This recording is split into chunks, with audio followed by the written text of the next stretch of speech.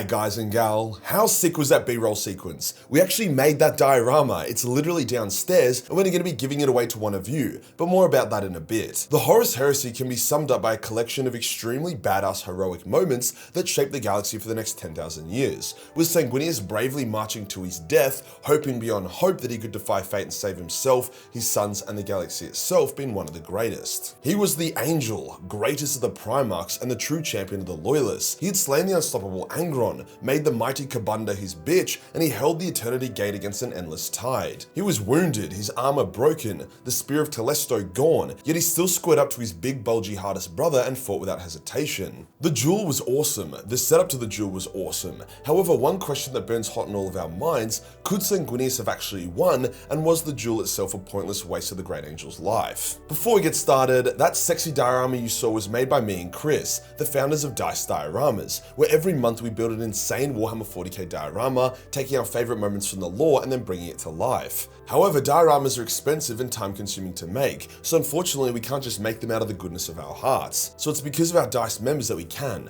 How it works is that you can sign up to one of 6 tiers. Then you'll automatically be entered into the draw to win the diorama of the month. So far we've already given away a 1/6 Titus statue, an Angron vs Lion diorama, Rylanel's Last Stand as a diorama, and now we're doing Horus vs Sanguinius, which features 2 pro-painted Primarch minis done by the legendary Gardos, with the terrain being completely custom 3D modeled by the awesome team at War Scenery. They actually have their own website full of incredible terrain and model STLs, amongst other things, so definitely worth checking them out if you wanted to think about starting your own diorama journey or you just wanted to level up your tabletop gaming setup. The terrain can be used in 40k, Age of Sigmar, D&D, or literally anything tabletop related. They actually gave us a 20% discount code, DICE20, which gives 20% off store-wide. Link will be below, but yeah, massive shout out to War Scenery as they did an awesome job helping us out with this diorama. Dice members also get access to affiliate brand discount codes, like to Major Minis or War Scenery for example, access to non-diorama giveaways, like this Knight we gave away or the ton of shit we gave away last month, and much more. If you don't want to commit to a monthly subscription and are just keen to get in on one diorama, we got you. Our one-time payment membership boosts enter you in, with current members also able to take advantage of these to increase their odds. Dice is a project of love, and I hope we have shown that. We've given away thousands of dollars in Warhammer and dioramas, and we wanted to give away even more, but we need your support. Link is below. Today we'll go over the epic Fateful duel between Horus and Sanguinius, detailing its setup, the duel itself, and what impact it actually had, if any.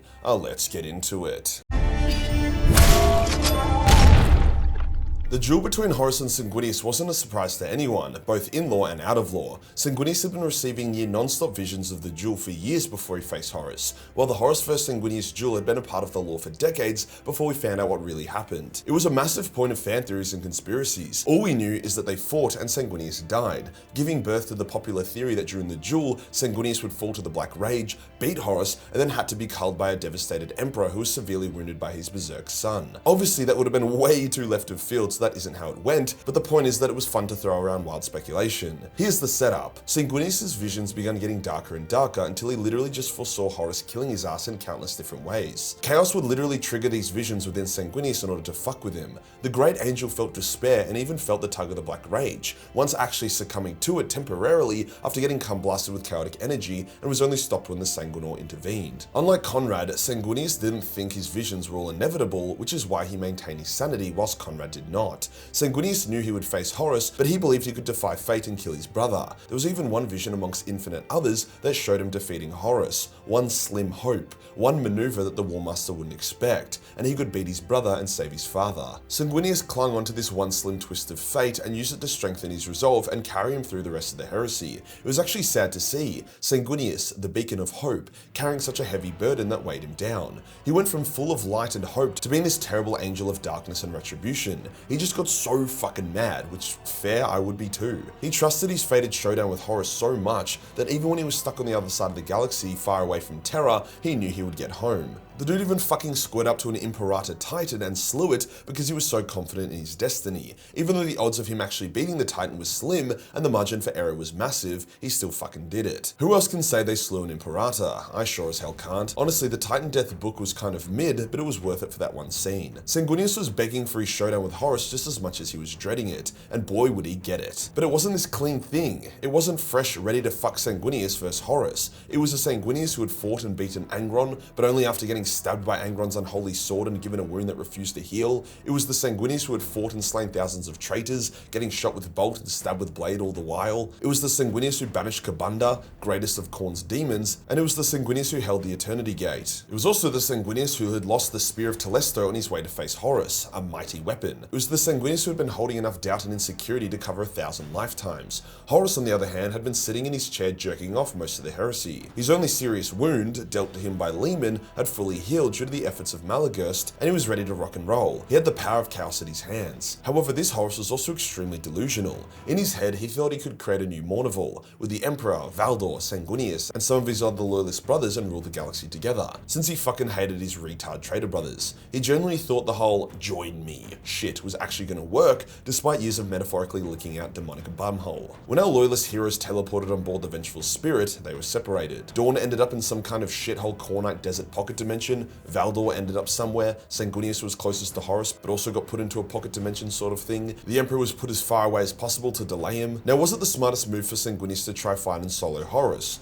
Probably not. Did he need to do that? Maybe, but Sanguinius was never the smart Primarch and he was extremely adamant on defying fate. In this pocket realm, the spirit of Ferrus Manus came to him to act as his guide, summoned forth by Horus as a "see what I can do" sort of flex thing. This did appear to be the genuine spirit of Ferrus, but due to his time in the warp, being dead and all, he was pretty subdued and seemed a bit out of it, not the fiery Ferrus we are used to. Sanguinius speaks with this Ferrus and travels to the pocket dimension, being told that it doesn't matter where he goes because all roads lead to Horus. After a good pep talk, which ended in Ferrus saying, "Get my skull off that fucking bastard, I don't much like being a trophy," Sanguinius arrived to face his brother, the blade and carmine in hand, after his spear was recently lost. As a note, I know a few of you nerds are like, "Majorkill, your diorama of the duel has Sanguinius using the spear. That's so fucking unlaw-friendly. Fake fan." That was actually an oversight by Chris, who shot the footage, because guess what, retard? Sanguinius' weapon arm is magnetized, so you can just take off the spear and chuck the sword on, which is also painted to the same standard. Moving on, Sanguinius finds Horus and isn't too interested in the whole showdown chit-chat thingo,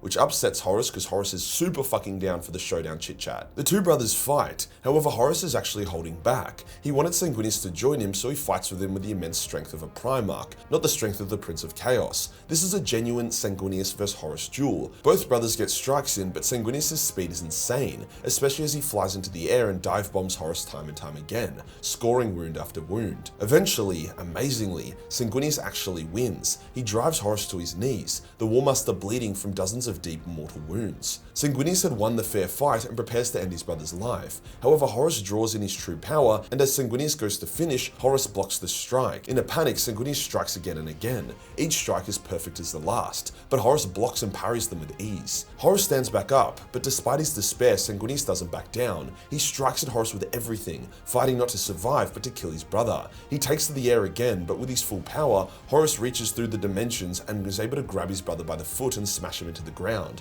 breaking his wing. Sanguinius didn't hear no fucking bell though. He charges his brother at the speed of light. Horus counters with the speed of darkness and again smashes his brother. Sanguinius gets up a final time. Horus is amazed that his brother can still fight, and his internal monologue shows how impressed he is. Even as he strikes at his brother, Sanguinius continues to dodge until eventually a fateful blow lands, breaking the last of Sanguinius' strength. Sanguinius tries to rise one last time, but Horus begins beating him. The book literally says like a disobedient dog. Sanguinius' lung collapses, half of his face is flayed off but still clings on like a misfitting mask. He gets his shit absolutely kicked in. He's unable to say any last words since his lungs are so full of blood, so he merely chokes as Horus lifts him up and crushes him slowly until eventually there's a loud snap and Sanguinius dies. His corpse is then thrown to the ground where shadow demons emerge and string it up in a crucified form. Now there's a bit to unpack here. The last thing Sanguinius says before he dies was Manus, when he sees Ferrus' skull. Maybe because he'd just spoken with him. Horus thinks it's because he knows he's about to join him in death, but it's just an interesting note regardless. Another thing people say is that Sanguinius' death was humiliating and terrible and hard to read. Like the writers wanted to be mean-spirited and take the most noble character and give him the most ignoble death. And yeah, I get that. It's not a pretty way to die, but Sanguinius put in a fucking shift here. He fought his ass off, beat Horus in his Primarch form, and even continued to impress and duel Horus in his god form. Sanguinius never cried out in pain despite being in agony, he never surrendered, never spoke to Horus or even begged for mercy. Even as Horus crushed the life out of him, he clawed at Horus. Dude went down like a fucking G. I would not call it a shameful death. Another note is that when Sanguinius died, there was no bright flash of light, which is usual for a Primarch death. This could be an oversight by the writer, however the flash of light is thought to be the Primarch's warp god soul escaping and returning to the warp, whereas no slain soul was able to escape the vengeful spirit. What did happen to Sanguinius' soul? Well, Primarch's souls are very sturdy, however Sanguinius' soul was brutalized. As he died, many demonic things tore at it and shredded it, with only small fragments surviving, such as the fragment that appeared to Dante during the devastation of Baal. However, we don't know a whole lot about it. What we do know is that the likelihood of a Sanguinius resurrection is very, very slim. Dude was fucking like super killed. So the final two questions, did Sanguinius ever stand a chance, and was the duel and his death kind of pointless? Tragically, Sanguinius never stood a realistic chance. Horus got way more powerful than even the visions predicted. 99% of the visions showed Sanguinius losing, and the one that didn't also low-key could have just been a cruel joke. Horus was like a living god at this point. As soon as he actually started using his real power, the fight became painfully one-sided, and Sanguinius didn't land another blow. Even if he did, it wouldn't have done much. It just wasn't happening. As for if it was pointless, it's kind of hard to say, but I guess kind of. Sanguinius didn't make a chink in Horus's armor for the Emperor to exploit, and when the Emperor did see Sanguinius' corpse, he wasn't happy, but it wasn't this defining moment that pushed him to slay Horus. However, the writers do kind of state that if Sanguinius hadn't done this, Horus would have won. They don't say why or how. Maybe it fucked with Horus's mental state and allowed the Emperor to win. So sure, worthy sacrifice, but I feel like they could have done something with the chink in Horus's armor to make it more of a show don't tell situation. Rest in peace, Sanguinius, you were a real one. If you enjoyed the video and you want to support the channel, then pick up Nick Sharrow, the latest and greatest major mini that just launched. Worldwide shipping for as cheap as $10. Hit the subscribe button and hit the real subscribe button for more Fateful content. Join the Discord for more memes and I'll see you in the next one. Peace. Bow to me.